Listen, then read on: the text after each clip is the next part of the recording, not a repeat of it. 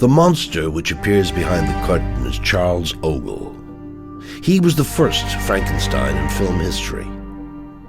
Nobody remembers Charles Ogle, but we all remember the Frankenstein monster.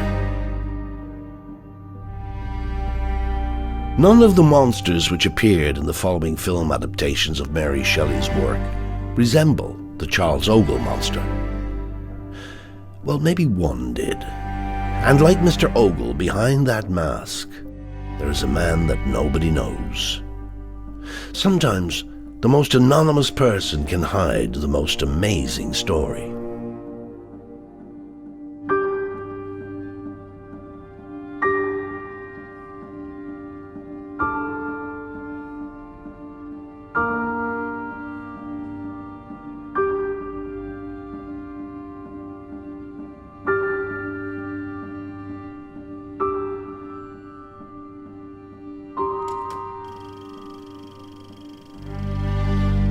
Received a telephone call from someone called Paul Donovan, a journalist with the Daily Mail, one of the major British daily newspapers. After some chit-chat and some personal questions about my home life and family, came out with a dramatic statement. Of course, you're going to be killed off in this latest movie, aren't you? And not only that, but they've already got another actor playing the dying Darth Vader, and they are already filming in another part of the studio so that you don't know what's going on. You must be joking, I said. And I'm certain if this was actually the case, then I would have heard the news from George Lucas himself, or from the producer, or at the very least from the director Richard Marquand. After the reporter left, I checked on the call sheets, and sure enough, there was Sebastian Shaw playing Anakin Skywalker, working in another studio, whilst I was doing my Darth Vader bit elsewhere. I couldn't sleep that night for thinking about it. It played on my mind the whole of the following day, and I seethed throughout the entire hour and a half's drive up to the studio. They were now pulling a stunt like this, substituting another actor for me in what should have been the climax of an outstanding role, and which would have given me recognition for the last 6 years' work on the Star Wars movies.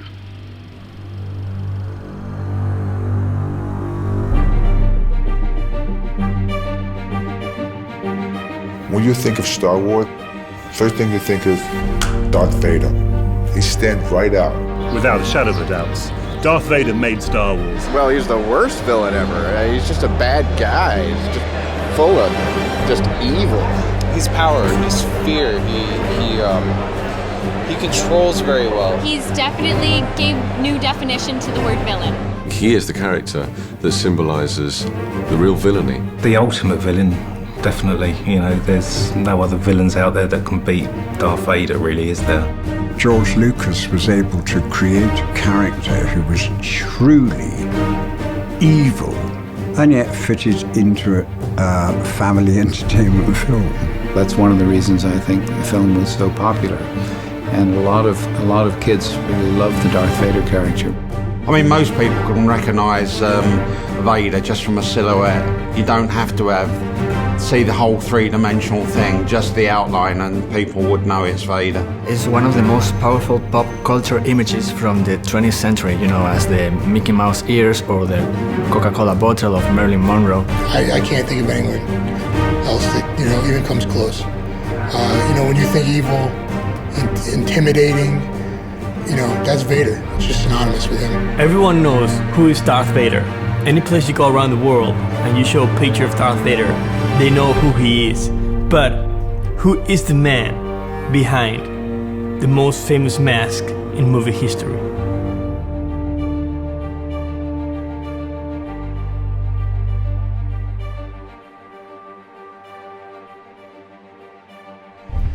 Ladies and gentlemen, welcome to a new edition of To Tell the Truth. Number 1, what is your name, please? My name is Dave Prowse. Number 2. My name is Dave Prowse. And number 3. My name is Dave Prowse. Okay, your job is to identify the real Dave Prowse. And here is his story.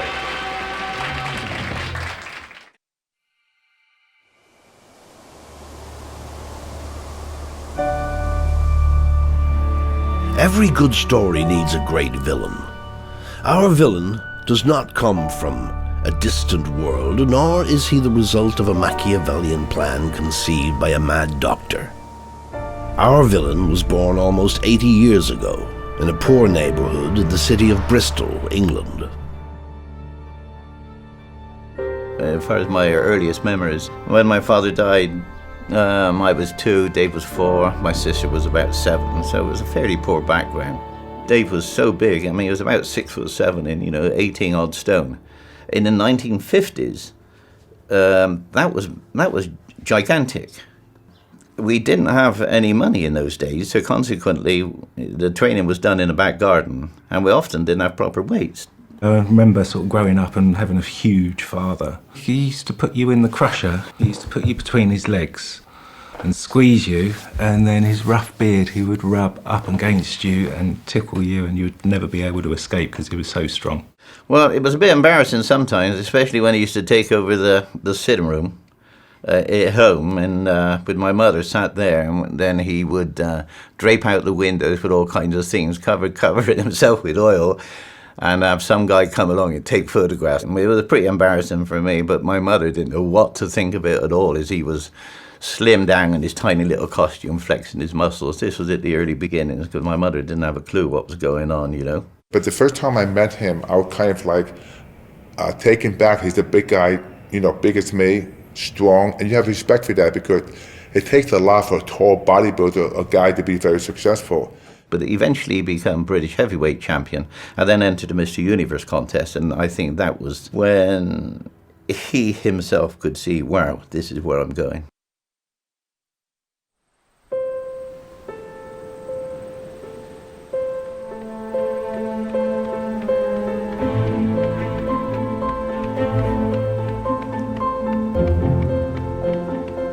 I remember I was in my room and my father called me from the living room and he said to me, "Marcus, come here, you gotta see this." So I stopped playing and I went running to the living room, and Star Wars, the first one, New Hope, was being played on television. And I sat down with him, and for the first time in my life, I watched a whole movie.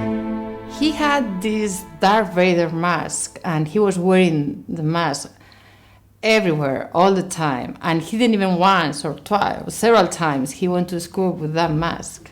In 2004, David Prowse was invited to the Sitges Film Festival. So I went there with a good friend of mine, and we enjoyed all the festival. It was great. And the perfect time was at the end, when I got the chance to meet Dave Prowse. And it was great for me, because I was a huge fan of him. David was working in Harrods, the famous London department store, and as a personal trainer. He had a gym there. And Jimmy Sangster, who was one of Hammer's writers and producers, used to visit Harrods, and he met Prowse in his gym at Harrods around 1969. Now, it was at this point that Sangster was been given his first opportunity to direct for Hammer. And the first film he made for Hammer as a director was The Horror at Frankenstein. And so when he met David Prowse, he realised that he had the perfect physique to play the monster.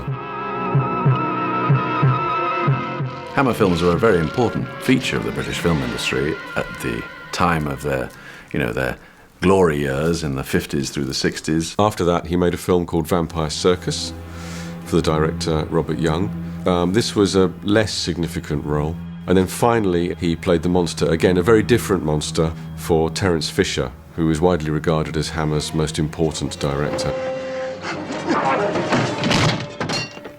And I think part of the success of that film is, in fact, due to Dave's performance, which is all the more remarkable, really, because we see less of Dave in that film than we do in his preceding two Hammer films. And he has to really convey the pathos of the creature and the poignancy of the situation, largely using just his eyes, because that's really all you can see of him.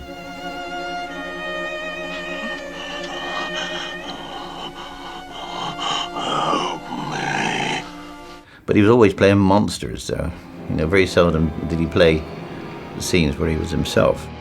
The Hammer thing was, I was quite young then, so I wasn't really allowed to watch the Hammer horror films.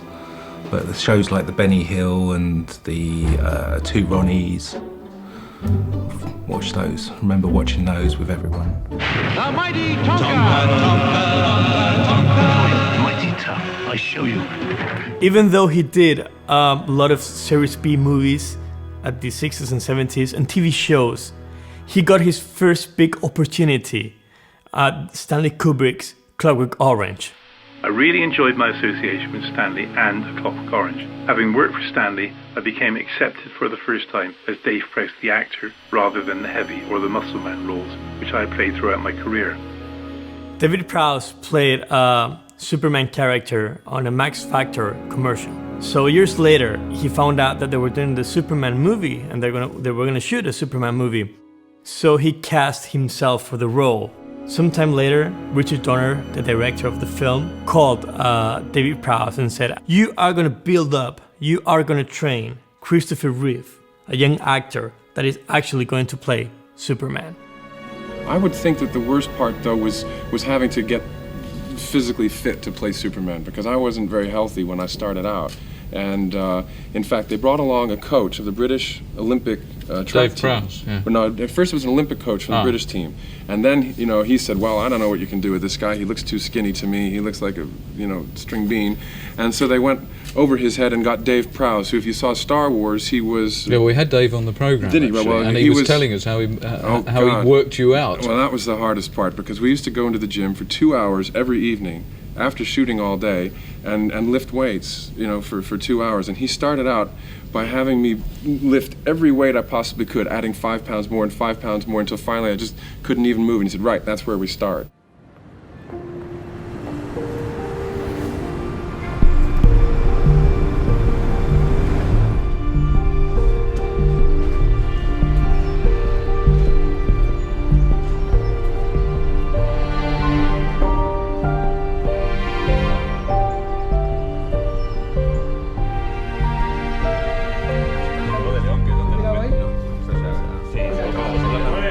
Adelante, tío. ¿Todo bien o qué? Todo perfecto. ¿Qué tal? ¿Cómo estamos? Primero de todo, gracias por venir. Sé que vosotros sois fans de Star Wars y de la saga, y necesitaba a un equipo de personas como vosotros que os conoce la película a la perfección para que me ayudéis en una especie de locura que quiero hacer. Al principio os parecerá un poco bastante imposible, pero creo que se puede realizar y creo que además debemos hacerlo. I was a young kid and I was trying to understand what was the concept of a movie. So I asked my mother, what is a movie? And she told me, a movie is something a film director does, a filmmaker does. So from that day, I got pretty obsessed with filmmaking.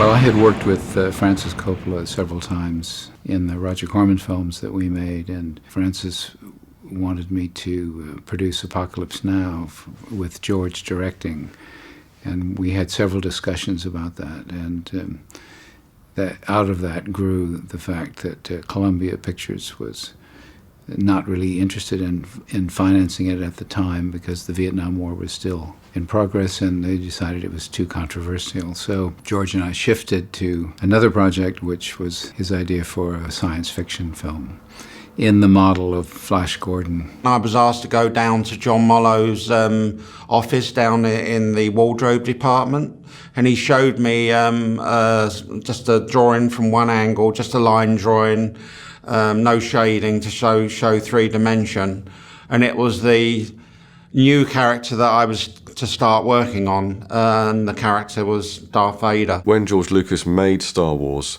at Elstree Studios in 1976, Elstree was still at that time the production base for Hammer Films.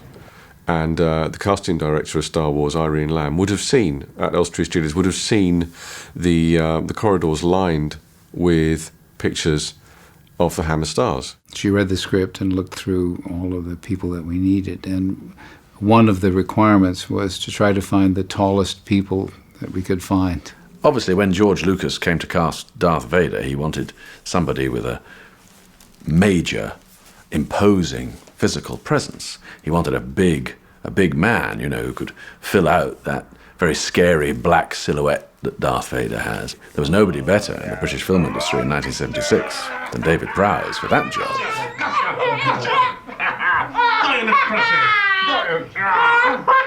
Gotcha. Ah, there's another monster. We just had everybody come in that she had written down and interviewed everyone, and it was clear right from the very beginning that he was probably best for that part. The plasterers actually took a mould, a life mould from Dave Prowse, and created him in plaster. And that's what I actually worked upon to actually create Vader, knowing that everything I sculpted would fit on Dave perfectly. So he looked like a superhero because he had that physique. And that physique brought him into this film. It's not about his ability to act or not. It was about his ability to be himself. And I went up to the 20th Century Fox office, and George said, look, I'm making this film, which is sort of space fantasy, and I've got 2 parts I'd like you to consider. And I said, well, tell me what they are. And he said, well, the first part's a part of a character called Chewbacca. I said, what in the hell is Chewbacca? And he said, it was like a furry-type gorilla that goes through the film on the side of the goodies. And I thought, I turned my nose up. I thought, well, I don't fancy sort of 3 months in a gorilla skin. I said, what's the other one? And he said, well, the other one's the big villain of the film. I said, say no more, George, I'll take it.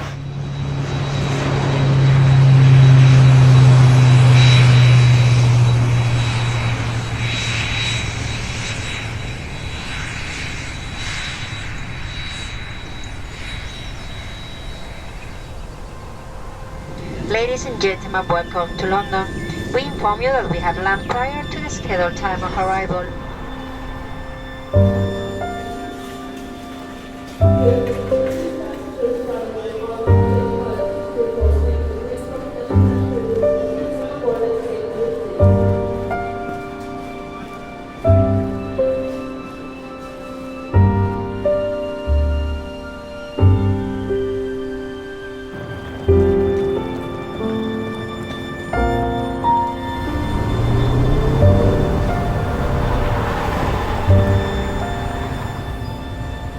Life is a one-way path, you know, and there's some stops and goes, and I think that there's a point in your life that you have to decide if you stay or you leave.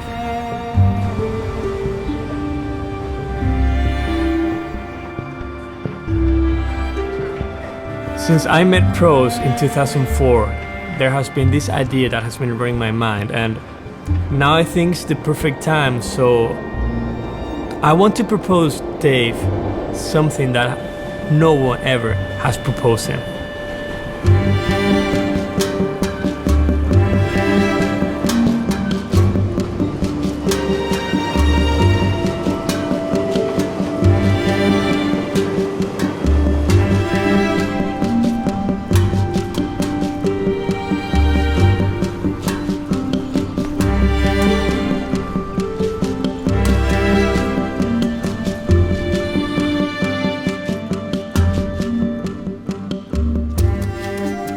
So, what I'm trying to do is to get David Prowse, sit with him, and ask him, would you like to reshoot the scene of Return of the Jedi that you never did? The scene that you couldn't do. And you know, and fulfill that emptiness you have with that part of the Star Wars trilogy. You know, give you back the glory. And I hope he accepts my proposal.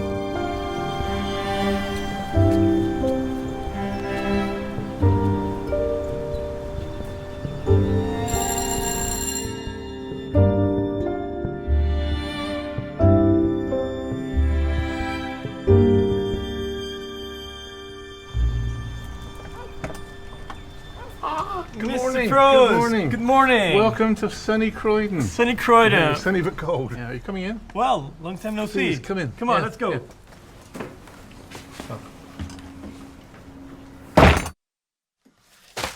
These are some I found earlier on. Yeah. That's from Casino Royale with David Niven. Oh. Me playing Frankenstein. The first time I met Dave, yes, he was a very calm person, a very serious person, and a lot of people say that he's too serious. But come on, that's the way we all imagine Darth Vader. I found this somewhere. I don't know where we found it. Mhm. But I actually autographed the box. Just for a joke, I autographed it. I don't know. I said, now I know why Sebastian Shaw got the role. I was too handsome for the.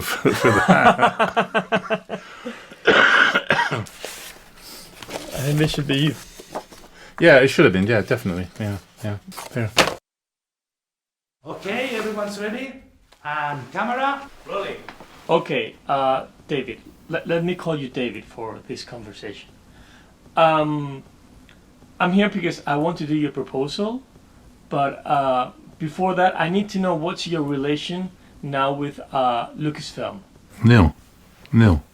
I have absolutely no association with Lucas whatsoever. I wish I had. I'm very, very sorry. I'm sorry for. Well, I'm sorry for all the things which have happened to me wrongly. That's the big problem. I mean, if I'd been responsible for it, I would have, well, not so obviously apologized, but I mean, it's, but somebody was obviously, using the information to sell to the press, use it from a money point of view. Have you ever tried to reach anyone from Lucasfilm? No. See, I personally. No, think you try. You explain your side of the story, and if they don't accept it, they don't accept it. And unfortunately, they prefer to accept their own versions of it.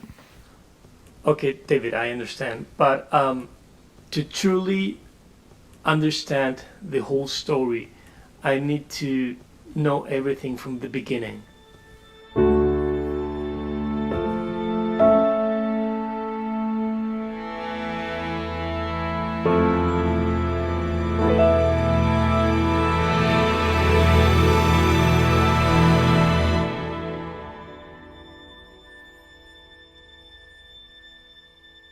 It wasn't until the films came out and you saw people queuing around the block to get in to see the movies that you sort of realised, well, hang on a minute, what is actually going on here? It's become a phenomena.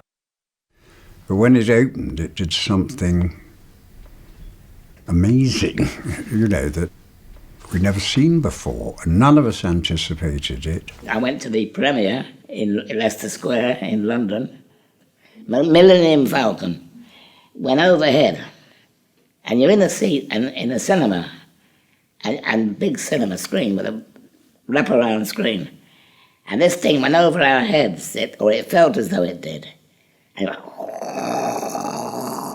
with that roaring, and the seats were moving with the sound. And at the end of the film, everyone, the crew, who are quite pessimistic when it comes to films, stood up and applauded, and I've never seen anything like it since. I mean, I remember my sister in Bristol, when she used to go to the butcher's, the guys behind the counter serving the meat would sing the Star Wars song. Da, da, da, da, da, as well as she was in the queue. Da, da, da, da. But we had no idea. We didn't even have any idea that the film would be popular beyond the sort of hardcore science fiction audience. The success of the thing was so phenomenal that it changed the way films were made, it changed the way films were even released, the pattern in which films were released. And, we're still in the kind of post-Star Wars era as far as filmmaking is concerned. The voice, of course, you don't provide. Do you find it frustrating as an actor not to be performing vocally? Yes, terribly. I performed all the way through the picture. Because I have to learn all the dialogue, and the actors, the other actors in the film have to react to me and things like this. But then they redub. But then they redub. I think the problem was, as you obviously realise, I have a West Country accent. Oh, I wouldn't say that. very, very slight, very slow. Probably the voice of David Prowse at the time wasn't the voice that George Lucas imagined for his character. He comes from the part of England which has a very strong accent, a lovely accent, the West Country accent, and it doesn't fit very well with a futuristic character. We told Dave at the time, during the shooting, that his voice would not be used, that we needed an electronic voice. We needed a processed voice, one that sounded like it came through the respirator and was electronically filtered. So it had to be highly processed in post-production. My job was to go to I went to a place where they sell underwater equipment, scuba equipment, and I recorded the breathing in an old oxygen, and a scuba mask. I put the microphone down inside it, so it's very close perspective, and recorded that, me breathing, and then we edit that to fit the rhythm of the speaking in the film. So it's James Earl Jones as the voice, and then Ben Bird is the breathing. So there you go. James Earl Jones has very graciously acknowledged, I believe, that David Prowse is Darth Vader. I'm simply special effects. George has recently admitted that when he hired David Prowse, he thought that was his Darth Vader. This guy who's over 6 foot, 6.5 feet tall. I think Dave had said several times that he thought that his voice would be used in the finished film. As I said, I had no idea. When I saw the movie, and this strange voice came out, and everybody was coming up to me after the movie, and when at the premiere and things like this, when we saw the first press showing we had, they said, "Oh, that was when did they do the voice, Dave? When did you do the voice?" And I said, "No, it wasn't me." James Earl Jones did a wonderful job portraying the voice of Darth Vader. No one can change that. But curious enough, the voice from David from today is very similar to the voice of James Earl Jones when they did Star Wars. You are part of the Rebel Alliance. Take her away. Impressive, most impressive. So at the end of shooting on the first film, we took bits of set, like Into the Millennium Falcon, all sets we might use in another movie, and put them in containers on the back lot at Elstree Studios to store them. So a year later, we bring them out and use them, or a year later, we bring them out and break them up and send them away, like all the sets. Well, we brought them out and used them again.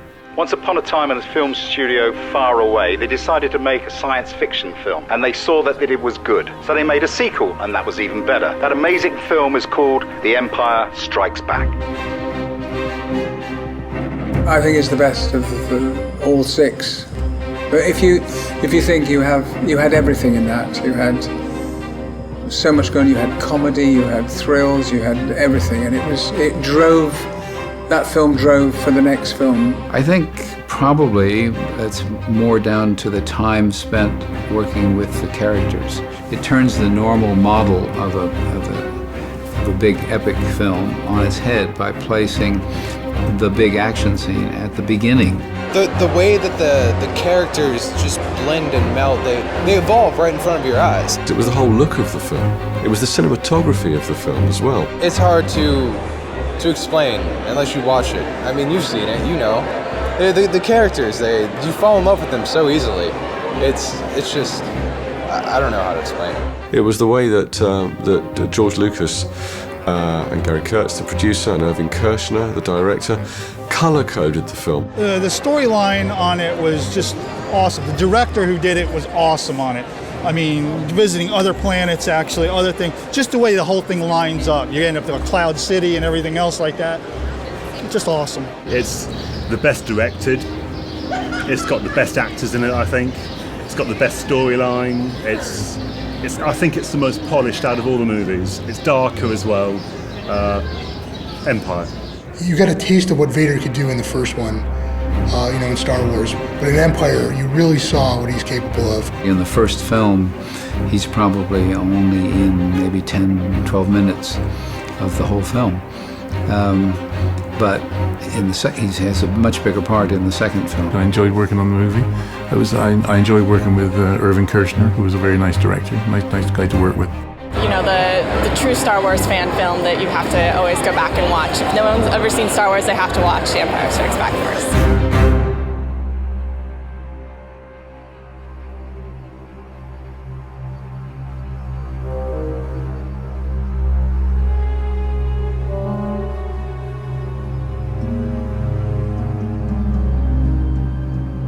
Well, I was fortunate. When I saw Empire Strikes Back, I didn't know about the big twist in the ending of that film, when Darth Vader reveals that he is Luke's father. No one spoiled it for me at all.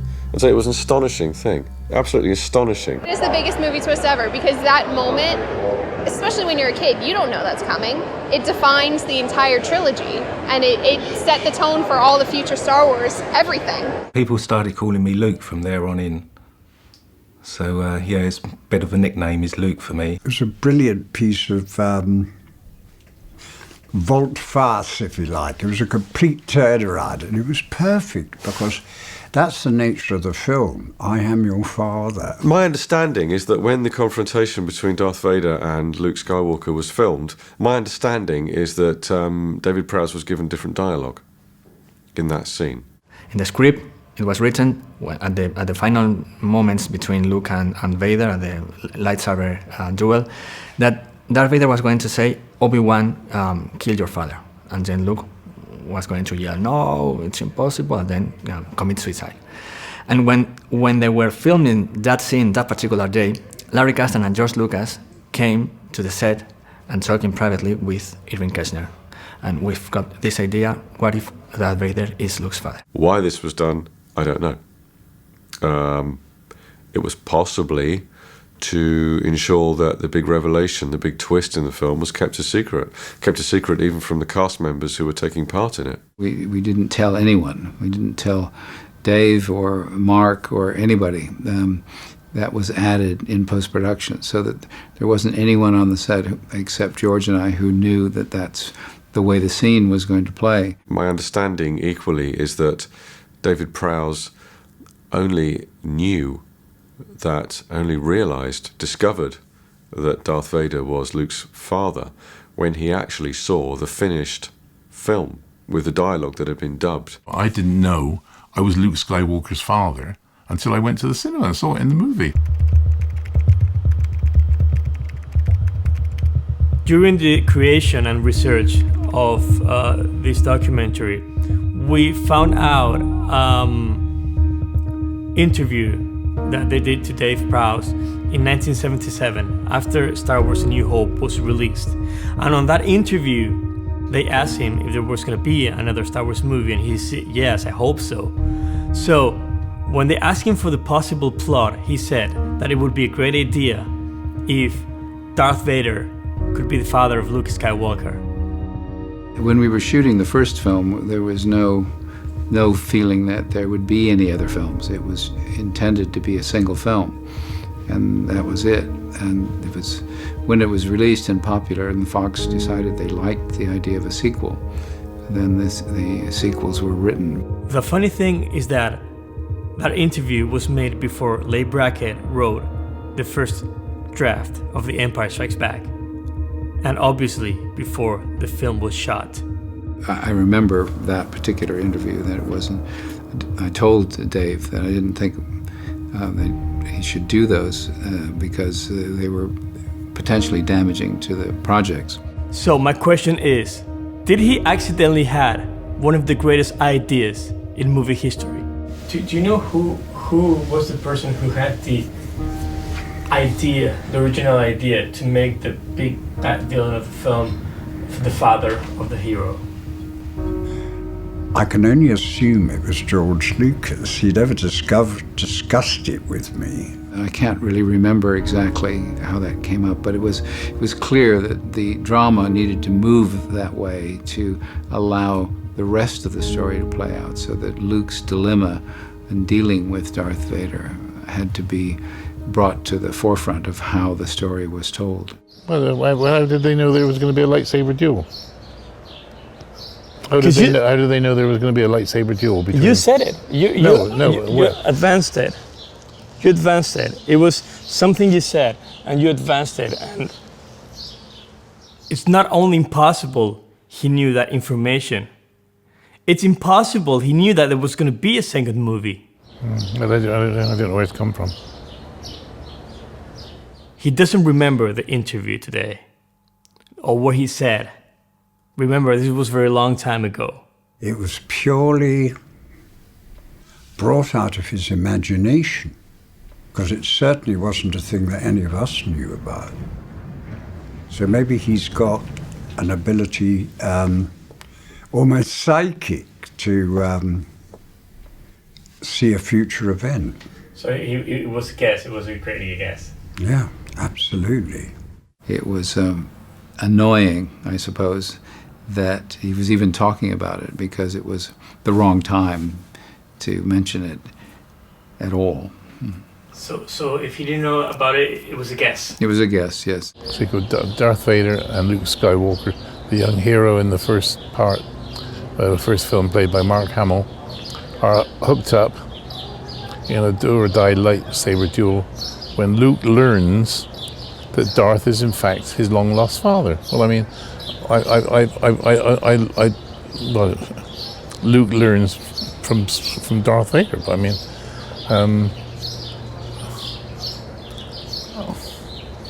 So it's quite funny that Dave Prose, the bodybuilder, the actor, actually had a right guess of something like that was gonna happen, and so because he didn't know until you said until the screening of the movie. Yeah. What a guess! Yes, it was a good guess. The curious thing is that the first person to say that Darth Vader is the father of Luke Skywalker was Dave Prowse, the real Darth Vader.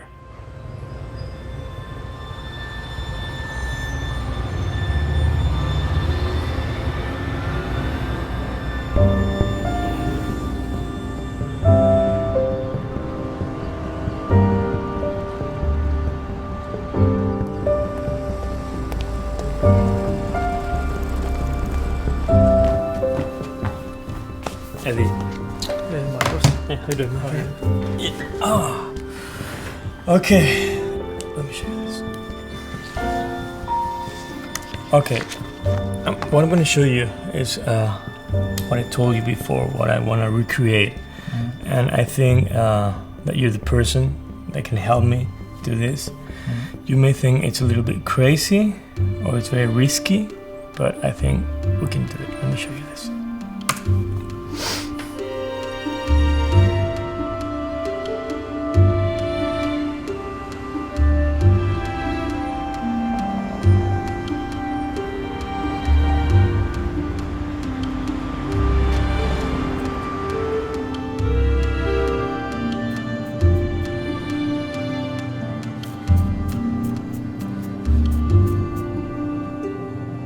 Hay una cosa que llevo unos días, casi semanas ya intentando realizar y estoy uniendo una especie de equipo y creo que vosotros sois los idóneos para bueno, pues, llevar parte del proyecto y meteros un poquito en esta locura. Entonces, bueno. ¿Cómo lo veis? The Green Cross Code and Darth Vader came at the same, almost exactly the same period. In fact, the Star Wars people gave me a week off to go and film the Green Cross Code commercials, and it's marvelous because the Darth Vader has given the Green Cross Code man a lot of publicity. Yeah, it is, yes, because I'm the sort of the goodie on one side and the baddie on the other. And at one time, the Department of Transport nearly sacked me because they thought my image as Darth Vader would have a detrimental effect on my image as the Green Cross Code man. Emergency! Calling Green Cross man! Green Crosses! Where do you think you're going, you dumbo? Green Cross. When you get to the curb, always stop, stop, stop! Sorry, Green Cross. Remember, stop near the curb, not on it. That's the way. Always use the Green Cross code, because I won't be there when you cross the road. I think every person my age in this country, in England, will remember David Prowse as the Green Cross Code man. I did, I think, six or nine television commercials for the campaign over a period of something like 14 years. We were doing it. He dressed up as a sort of superhero type character, and he made television commercials telling children how to be safe when they crossed the road. But I think David took it a lot further than that as well. I think he also visited a lot of schools, I think, and I think it's I think he undeniably saved probably an awful lot of lives, I think, as the Green Cross Code man. We actually halved the road accident figures in Great Britain. They went down from over 40,000 a year down to just less than 20,000 a year.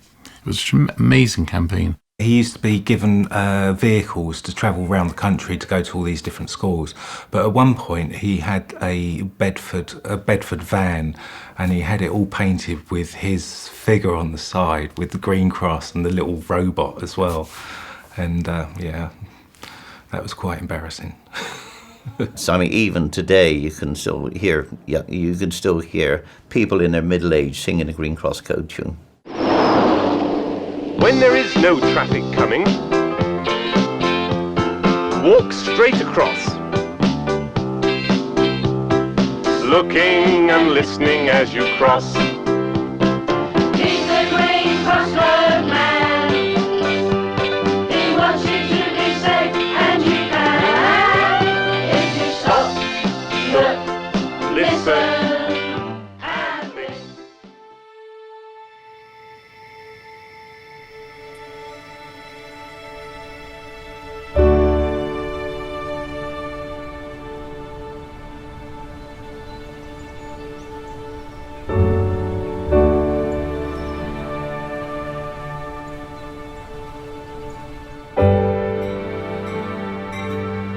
I'm amazed. I really am knocked out by the, by the reaction to the fans. I must say, by the way, that you've made a wise decision. You've come to probably one of the best conventions. MegaCon has been going, quite a few years, and they're attracting audiences, or at least they're attracting, fans in their thousands. I think probably we'll have over 70,000 people here over the weekend. I'm going to send a girl around, the girl that was with me, to find out what time you all would like to go back to the hotel this afternoon. Yeah. Okay, and she'll get any information or anything you need. What time do we finish? What time does it close? It's 6. I was going to say, I think it's 6. I was going to look at the back of my badge. A little behind time as well. Yeah, we stay till the bitter end is finished. You'll still be starting at 6:30. Yeah, we'll be there till 6. That's why everybody loves you guys so much. Because you're there for the long haul, as we say. Yeah. The whole thing is growing. It's like getting bigger and bigger and bigger.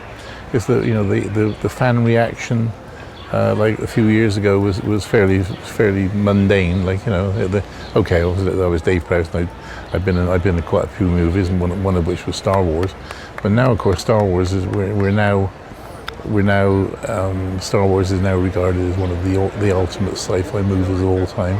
I'm now regarded as the ultimate screen villain of all time, and so consequently, as I said, the fan acclaim has just got better and bigger.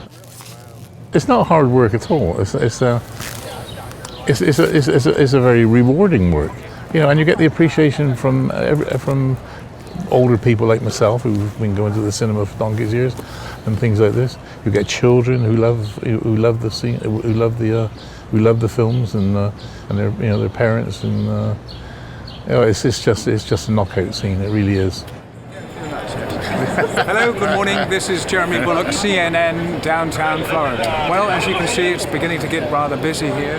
We've had the great Darth Vader, who's just moved in, the great Boba Fett, who's far more experienced at these sort of things, but nice to see you. Just hang around, and there's lots to see.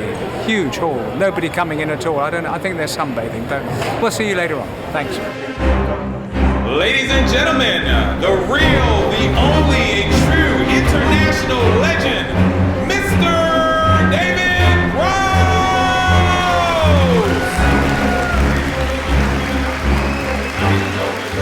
Well, I think what Dave gave to the character was just the way he behaved in the costume, the way he moved, and his presence in the scenes was unique in the sense that any actor would give it a slightly different twist. It was a perfect marriage, and as a result, God bless him, good luck Dave, he became, if you like, the most evil presence in the whole universe. And the way he carried himself, every little gesture, he really sold it. And as much as James Earl Jones was the voice, David really, is the one that sold the acting. It is the ultimate acting because he only uses his body. The greatest actors from the beginning of film history, Chaplin and Buster Keaton, they didn't use his voice. They only used their bodies and their movement. So David Prowse is acting in a very difficult manner to express himself because we can't even see his face. I think, definitely he was Darth Vader, it was his character. James Earl Jones made on the voice, but David Prowse, he was the body, the movements, that awesome glove, clench, He is Vader. The stance, the presence, the strength, the power of Vader, that is who we all look at. When we think of Vader, that's who we think of. And he's still doing it. To this day, he's still here doing this for people that he enjoys, because these people enjoy him. A figure that has resonated as one of the best bad guys in Hollywood history. Yep. He made it. He made Vader. Well, Dave, I think, was probably born to be Darth Vader. Pleases me no end that something I've done has affected fans in such a way. Darth Vader is bigger than life. David Prowse is bigger than life.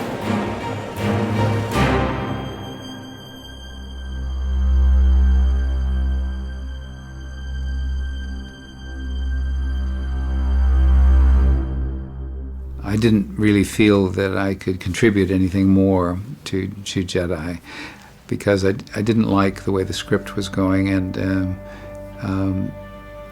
I'd done all of the visual effects before, so I was really looking for a new challenge, and the Dark Crystal was that challenge. I had more control personally on Jedi, and I'm not saying as a result it all went perfectly, but as a result I was able to pitch things in a way that they could get done in that way, so that the entire process would work out okay. Well, that was the worst film I've ever been involved in, because we had a director there who called Richard Marquand, who didn't want to speak to me, and he never spoke to me for the entire movie. Yeah, I mean, it was a really weird movie to get involved in. He started using my stuntman to do lots of the things that I should have been doing myself, you know. And I'd be sitting around waiting, all in my gear, all ready to work, and then next thing I know, the stuntman would be up and doing what I should be doing, you see. And I let this go on for a little while, and all of a sudden one day, I saw my stuntman getting dressed again, and I said to him, you know what? This is Bob Anderson. I said, what are you getting dressed for? He said, oh, this is the bit where Darth Vader is going to throw the Emperor off the balcony. You see? I said, well, hang on a minute. I said, are you going to do this? And he said, yeah, well, yeah, they want me to. And I said, well, hang on a minute. I said, how are you going to do it? And they said, oh, they're going to rig it in such a way. You see. So anyway, I thought this is going to be interesting, and then we got to right to the Friday. They went from Monday through to a Friday doing this, trying to get this scene. And at the end of Friday, I thought I must say something like it. So I went up to Richard Marquand, you see, and I said to him, excuse me, I said, but just what are you trying to do? And he said, well, we got to get the scene where the Emperor gets thrown off the balcony. And I said, well, it's easy. He said, what do you mean easy? I said, well, all you got to do is pick him up, lift him up there, throw him off the balcony. He said, could you do that? And I said, well, of course they could. I said, I wasn't the British heavyweight weightlifting champion for nothing, He said, all right, first thing Monday morning. And I remember when I talked to Dave about it, Dave told me when he did that scene, he injured his back, and he was in a lot of pain. And I remember he told him, he said, 1 or 2 takes, I'm going to pick the Emperor over my head and make sure he gets his shot. So I went in, picked him up, threw him off the balcony, 1 take, yeah. Wretched devil, you reproach me with your creation. Come on then, that I may extinguish the spark which I so negligently bestowed.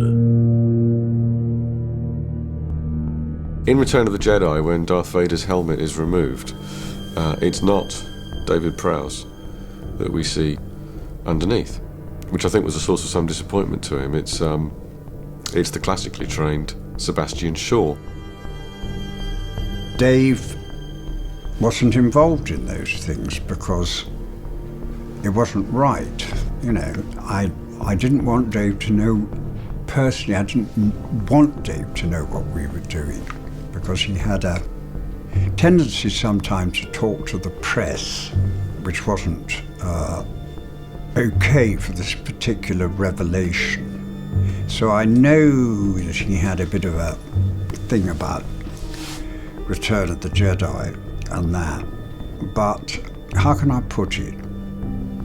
It's probably half our fault and half his. I was very disappointed they didn't use Dave and the end scene when they unveiled the mask. I was very disappointed because I think it shouldn't have been Dave, because he played Darth Vader all these movies, and then you have another actor to play Darth Vader for the look of it. It wouldn't have actually worked for him to do it, and it wasn't right. But I knew that the day we shot that, I thought, I wonder if Dave's going to know that this is being shot today. So just in case, I had a security guard on every door of the stage. They didn't use Dave Prowse in that scene is because George felt that the character should look old, and Dave didn't look old. He looks old now. He could probably do it now. Yes, he could probably do it now. Well, it would have been nice. It would have been nice to have ended the movie in the proper way, as it were. I truly think that for that 1 minute scene, he had the ability, the acting ability to do it. The only, basically, what I call the wrong thing was that A, I think they should have told me, and number two, I shouldn't have had to wait until I saw the film and since realised that they'd cast somebody else as the dying Darth Vader.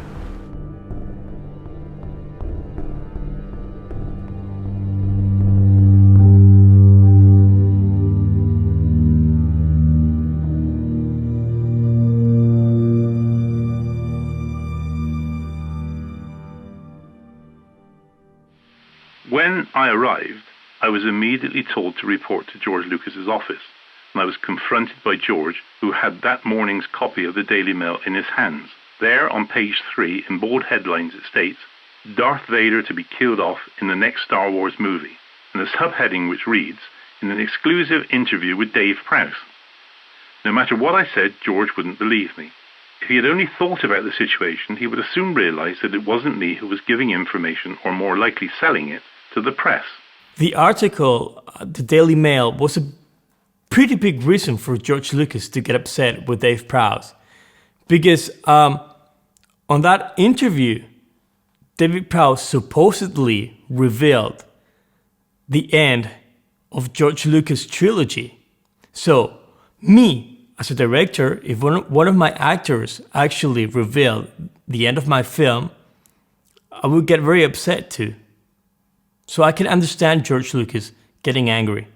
You had to be very, very careful when you were doing interviews and when you were working on the movie, because the last thing Lucasfilm wanted was for any information from the film getting out to the press. On this particular day, either my boss, Rod Gilchrist, the showbiz editor, or his deputy, Nick Gordon, who were in a separate office from me, they got a call from someone on the set of Elstree where the third Star Wars film was being made.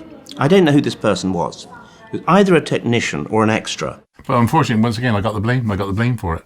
But somebody on the set was obviously giving information out to the press. So the showbiz editor comes out of his office and says to me, sitting at my little desk, "Paul, get on to Dave Prowse.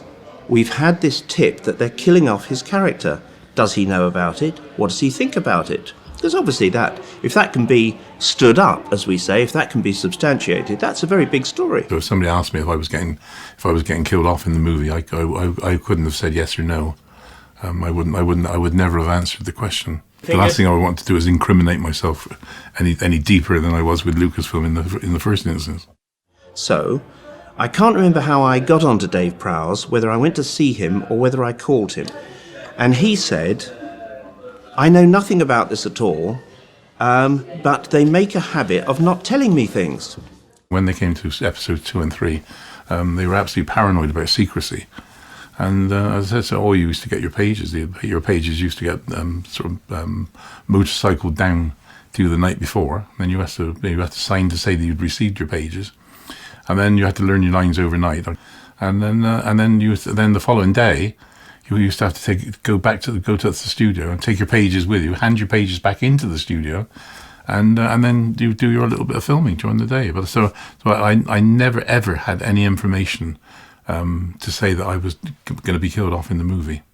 So if George Lucas thinks that Dave Prowse was the source of something, he's completely mistaken. It's a sad way for the whole thing for me to end, and I'm still, and to this day, I'm still suffering from the wrath of Lucas over that, whatever was happening on episode 3. I mean, I'm totally been ignored by Lucasfilm. They ignore me completely. I've tried to explain time and time again that there was no way that I could have known that Darth Vader was going to be killed off in the movie.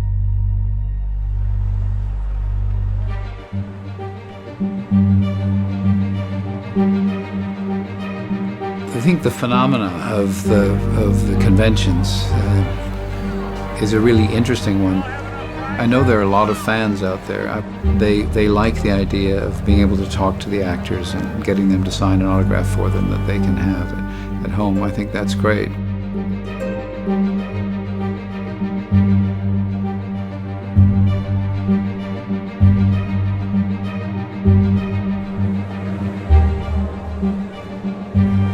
Something's happened along the way to ban me from doing the celebration conventions. I mean, that's a terrible thing to do. I mean, because it is the biggest Star Wars biggest happening, and they come about every 3 years with the launch of the films. I vaguely know about that, and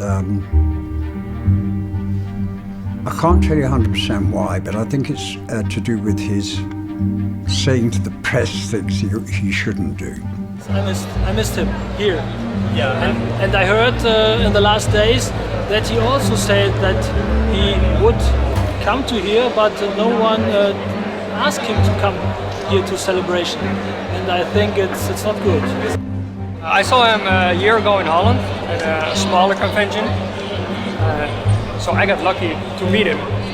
But a lot of fans here are not so lucky, so I think it's too bad he's not here. The film business is a nasty game in general, you know, it's full of a lot of egos. Entertainment is a tough game. You guys work in entertainment. It's tough, isn't it? You know, if you're working for a big company, you get employed to do a job. Once that job's done, you're paid and you're out the door. So it's business. Georgia doesn't actually run the area that deals with merchandise and the public appearances and the conventions. All of that's done by outside people. So I think that that's where probably the strained relationship is, not with George personally. It's all a mystery to me, really. Nothing to do with me. So I'm surprised he's not here today, but he's not. So there you go. What can I say? Yeah, I think he should be here. I mean, after all, he's Darth Vader, Lord of the Sith, and he should be a part of this celebration. Yeah, definitely. It does seem a little odd. That's something you'd have to ask them about, because it does seem odd. I can understand that, and, you know, hey, it's not my decision, those kind of things. I'm not trying to wriggle out of answering to you. If it is true that George Lucas or his colleagues have penalised Dave Prowse for something he did not say and for a leak for which he was not responsible, that clearly is an injustice. And if Lucas has done that, then he should apologise. In my view, it seems natural justice, because Dave Prowse never told us anything. We actually went to Daily Mail and we talked to the reporter. His name is Paul Donovan, and we asked him is it true that Dave Prowse gave you all this information, and it was surprising for us because he said no, he never told us anything. It was some members from the crew, but for the news it was okay to put it was like Dave Prowse. Do you know anything about that? That's very interesting. I've not heard that before, and I think that makes sense all around, because the reputation that Dave had of potentially talking to the press, etc., about anything was there within our organisation. We had acted accordingly. But it's interesting to hear that, because probably he he's completely innocent of all of that. You know, Dave, I'm going to be honest here. There's something that has been running my mind all these days, and I want to ask you, and I want you to tell me the truth. Would you like to be Darth Vader again?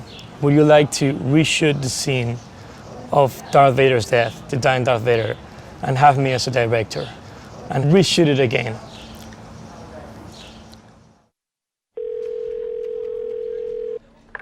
Good morning. How may I help you? Hi, good morning. My name is Marcus. I'm one of the directors who are doing a documentary about actor David Prowse, the actor who played Darth Vader in Star Wars.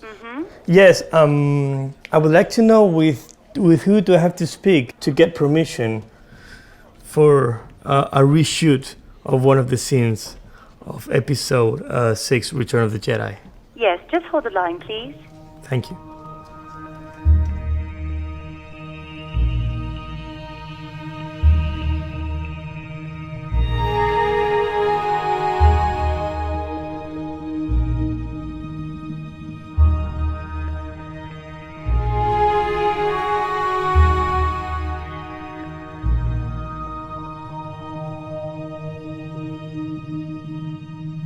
David Prowse was the body behind the mask of Darth Vader in Star Wars.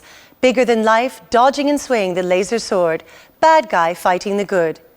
In real life, Darth Vader is a good guy, helping kids to cross the street. David Prowse is our feature story for today.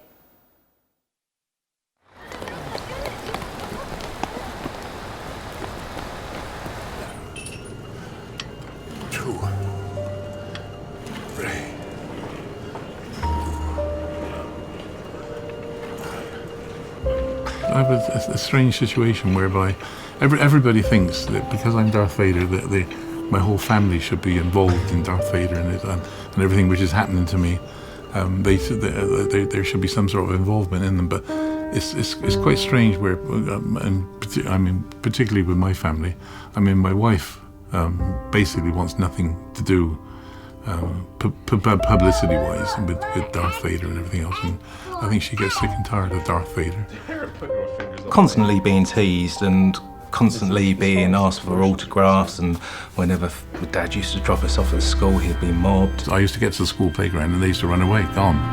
And all the other kids at the school in the playground, they always come and crowd around me, like, all wanted to know, or wanting autographs and things like this. But my kids were embarrassed about it, A lot of the family don't really understand it. Well, I mean, only just maybe Norm, but he loves he just lives for Star Wars. I mean, it's his life, really. My wife unfortunately thinks that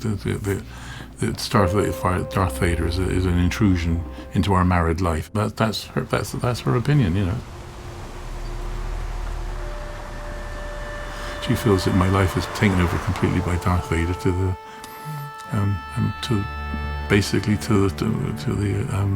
exclusion of married life, as it were. Yeah, so it's I have to be very careful.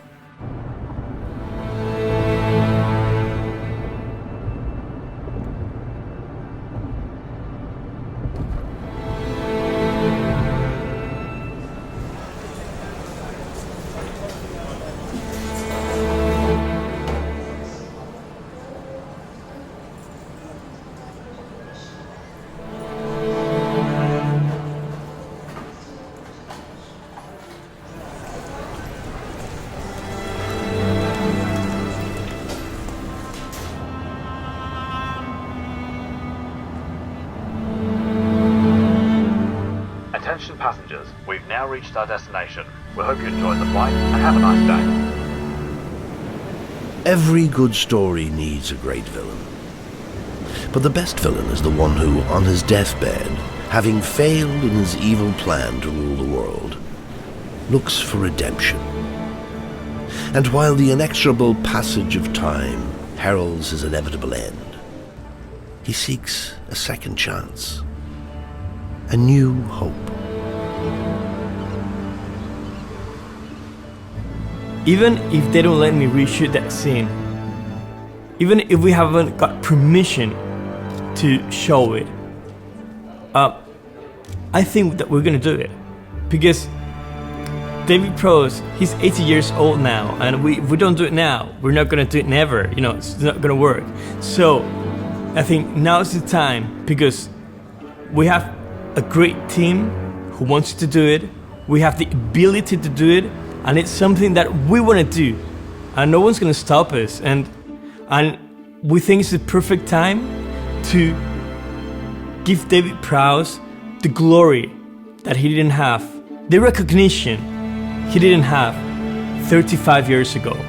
I'd be quite happy to do it. All right. Thank you, Mr. Yeah, Prowse. lovely. Thank you for everything.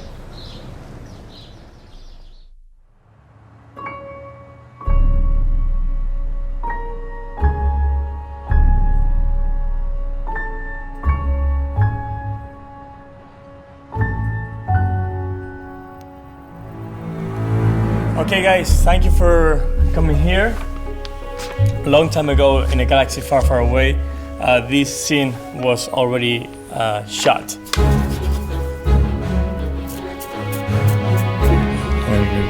You're going to get your picture taken.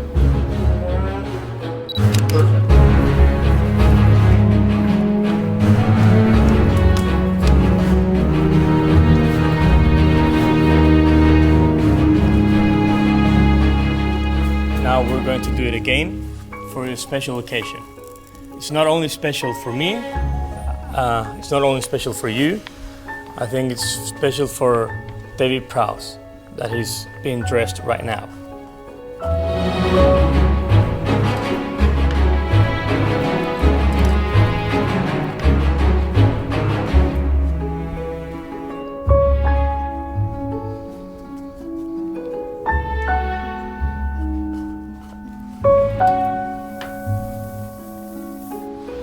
And my wife recognized me.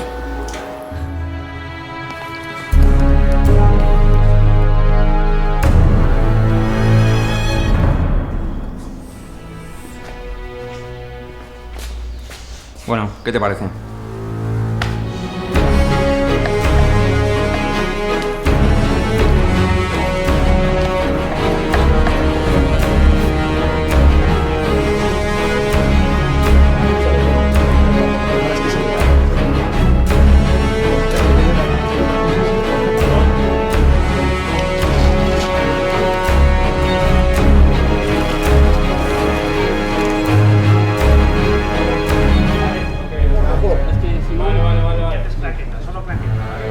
And the cushion as well, you know, the whole.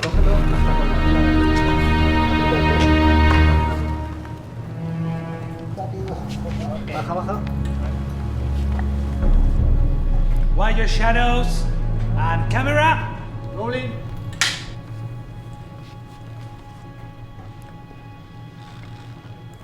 Action!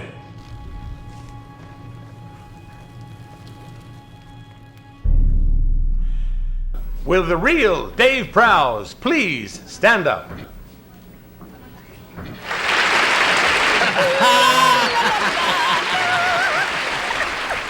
Dave, in all these movies that you're in, Jabberwocky and The Frankenstein, did they ever see your face? I think you saw my face once in Clockwork Orange. That's one of the few films you've actually seen where you do see my face, because most of the Frankenstein films are all very, very heavy and big makeup jobs. This film, Star Wars, was obviously covered from head to toe in black all the way through. Very, very seldom you actually do see my face.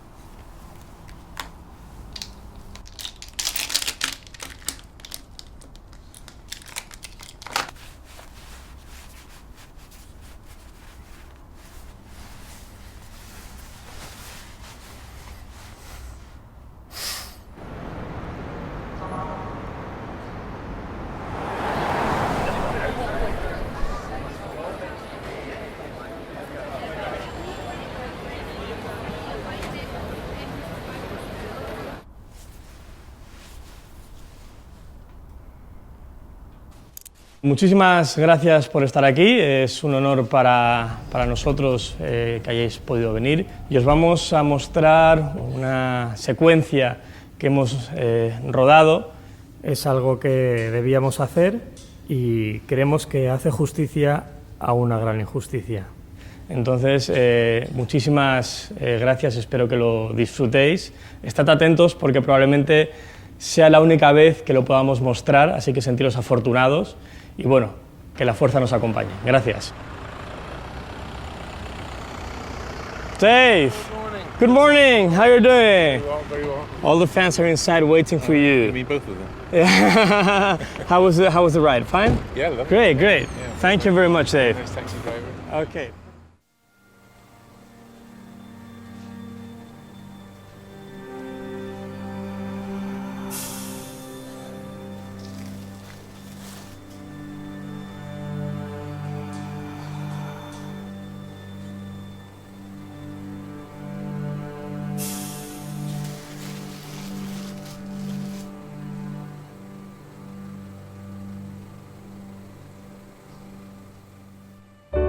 Been very lucky to get the part of Darth Vader, or choosing the part of Darth Vader when it was offered to him. His career, he's achieved a lot, not just in acting, but in weight training, being British champion. He's been a good family man. He's brought all of us up very well. He's been very generous. He's a nice person to have around. He's a normal, everyday person. When he's not at a convention and he's not dealing with his fans or doing anything to do with his movies, he is a perfectly normal person who sits at home, watches the TV, watches the news, watches the sports, loves reading, his music. But he's come a long way because anybody else would have probably just played Darth Vader, gone through an emotion, but David went beyond that. He contributed a lot to humanity. Because especially what he does for the children, and he's done other films, other things to publicize himself, and he's always out there promoting himself. That's what makes him stand out, because even though he's the man behind the Mac, now going to be almost the Max behind the man is David Prowse. He was quite enthusiastic, and he was easy to work with. He's done other work that he's proud of, but he will always be remembered for Vader. I think he was the right guy in the right place at the right time. I think if you look in film, he's probably the best known villain of all time in film. And he achieved that. In a way, I hope we've given back David the recognition he didn't have, even though it's been 35 years later, and for only a small group of people in a small theater. But in a way, yes, we've given him back something that was taken from him a long time ago.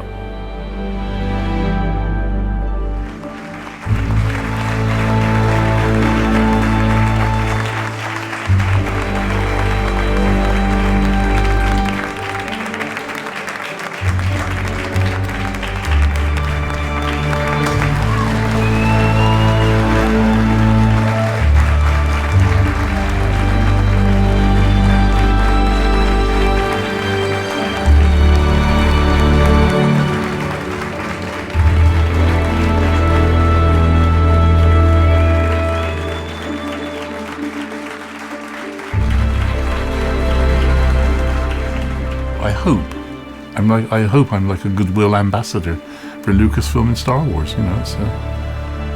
You are.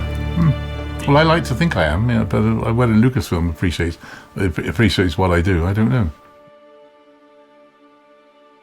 David Prowse was going to be Darth Vader, but what happened to him had to be one of the all-time, big-time Hollywood gut. In wenigen Minuten werden wir ein Interview mit David Prowse führen, dem Mann hinter der Maske von Darth Vader. Please, a warm welcome to David Prowse. He played perhaps the greatest villain in the history of movies, Darth Vader. But he was the man that you never really saw. He was the body man there, basically the man sitting beside me, Darth Vader, for those original three. Уважаемые дамы и господа, мы имеем честь представить вам сегодня легендарного Дэвида Прауза. 4, 5, and 6. But well, we are going with the original three. The man David behind Prowse. the mask. David Prowse joins us here on Morning Live with members If you think back on all the movies that you've ever seen where they're good guys and bad guys, you always remember the bad guy.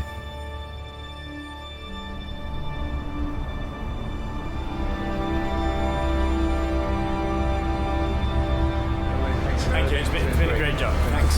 Thank you. That's amazing. I think that's great. You're totally exonerated, Dave. Everything is no. I'm not surprised because there's always somebody. You know, it's so difficult to keep it quiet, particularly when you're making a movie where there's so many people on it.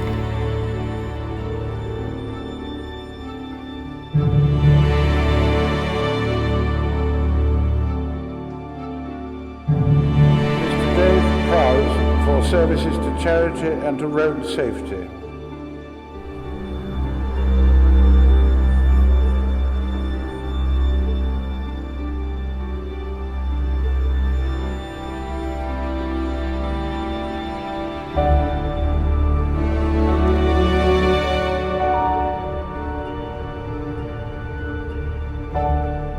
There have been many great actors in the history of cinema. Faces that will live forever in our memories. But we cannot forget those who hid their faces behind a mask, behind a character that captivated, seduced, or terrified thousands of spectators. A mask may hide a face, but it can also hide a great story. A true story.